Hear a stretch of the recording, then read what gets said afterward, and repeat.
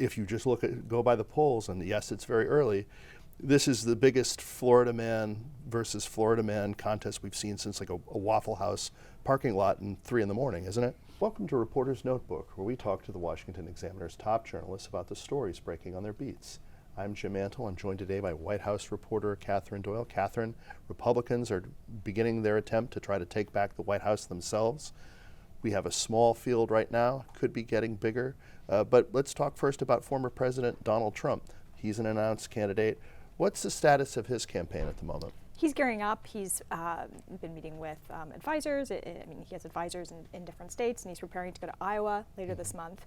Although after a visit by Ron DeSantis, the governor of Florida, who is not a declared candidate, but that many Republicans would like to see in the race, and Nikki Haley, the former governor of South Carolina. So let's talk a little bit about the polling. So right now, former President Trump, he'd been sort of trailing, especially in polls that just tested him and Ron DeSantis head to head.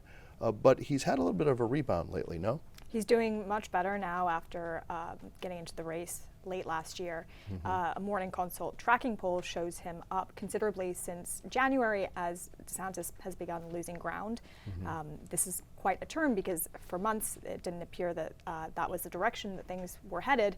But now, after having an 11-point lead over his closest rival in January, he's now up to 25 points. Of course, this is a little bit different in certain state polls. In some, Trump is performing far better than his closest potential rival, and in others, it's the reverse. So you mentioned DeSantis. He's sort of the Republican elephant in the room, so to speak, because he hasn't declared his candidacy. It makes a really big difference in the polls whether he's in the race or not, whether there even is a particularly competitive race against Trump.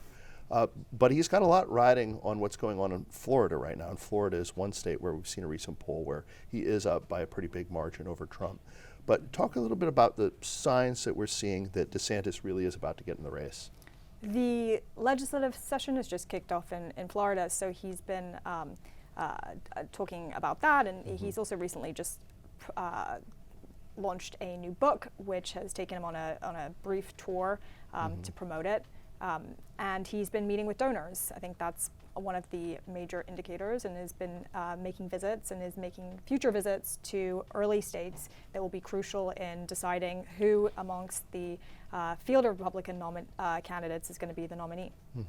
So he's doing a little bit of the Make America Florida, I guess not again, MAFA, but it's never been Florida before, I guess. And it's certainly not Florida right now, I guess is going to be his pitch. And things have worked so well. His main opponent decided to move to Florida during DeSantis' governorship. I mean, I guess he did have the properties there, among a lot of other people. So is sort of the Florida thing DeSantis' ace in the hole, or is he going to have to branch out and appeal to people in other states? Well, that's what they're hoping. It's been a popular message so far with people across the country. I mean, we're seeing that in polls as people say that they'd like him to enter the race and that they'd like to vote for him. Whether that continues, we don't know yet, but for now it's a pretty popular message.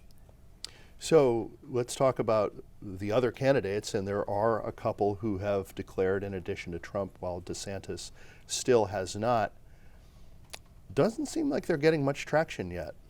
Not so much. Nikki Haley has been busy. She's had a lot of events in New Hampshire and in Iowa, in South Carolina, and those are continuing.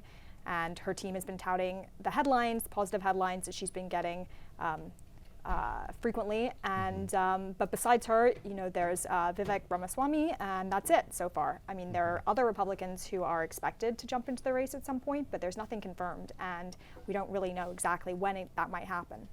So if you look at the polls, I mean, right now, Nikki Haley trails some people who are not even announced candidates. She's certainly not very close to Trump. And Vivek Ramaswamy, at this early stage, doesn't really seem to be registering. So a lot's really riding on Ron DeSantis getting in the race, no? Yeah, he's really sucking up a lot of the oxygen in the field at the moment, despite not having announced and despite really keeping people waiting over his decision. I mean, in order to get into the race, first of all, he'd have to introduce legislation that would allow him to stay in office while running for another office. So remains to be seen whether he'll do that. That should come in the coming months if he does decide to. But it's possible that the legislative session in Florida could drift into the early summer. And it seems unlikely that he would announce anything before that ends. So with the convention, with the first debates up in August, we still probably have a little bit of time before people such as DeSantis feel under pressure to make an announcement. Right. I mean, because it becomes a real dilemma for some of the other candidates who are going to get into the race, it's hard to raise money if people are waiting on DeSantis.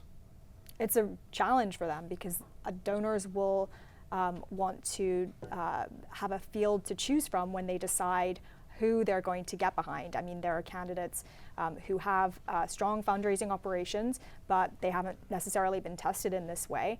And with strong candidates in the polls, such as DeSantis and Trump, it's difficult to gauge exactly where the money is going to flow. So, you have a lot of these other candidates who are trying to get in and sort of be the not Trump. But if you just go by the polls, and yes, it's very early, this is the biggest Florida man versus Florida man contest we've seen since like a Waffle House parking lot in 3 a.m, isn't it? Something like that. We'll have to see. I think we'll wait for the debate stage to get a good feel for how the two Florida leaders are going to figure out how they confront one another. Trump has already been sparring with DeSantis, who's been a little bit more careful about how he responds. Right, and that's the real test because Trump used those debates in 2015, 2016 to really dominate all of the other more established candidates. And DeSantis has been, slow to really engage. He says certain things that it's clear who he's talking about when he contrasts, there are no leaks in my administration. My personnel hires are very, very successful. It's clear who he's talking about, but he never engages Trump quite on his own terms. Like he hasn't compared him to any food items, for example. He hasn't. He's been very careful not to do that, it seems, whereas Trump has had no reservations about swiping directly at the governor and had criticizing him and suggesting that he owes him for his current place in the race and his current governorship as well. Which is interesting because many of the other people who are either in the race or thinking about getting into the race actually worked for the Trump administration. They did. Nikki Haley was Trump's UN ambassador. And other speculated potential candidates were also in the administration, including Trump's vice president, Mike Pence, and the Secretary of State, Mike Pompeo. It's going to be like The Apprentice all over again. That would be great for television, I'm sure. Thank you, Katherine. You can read Katherine and the rest of our political team's coverage at washingtonexaminer.com.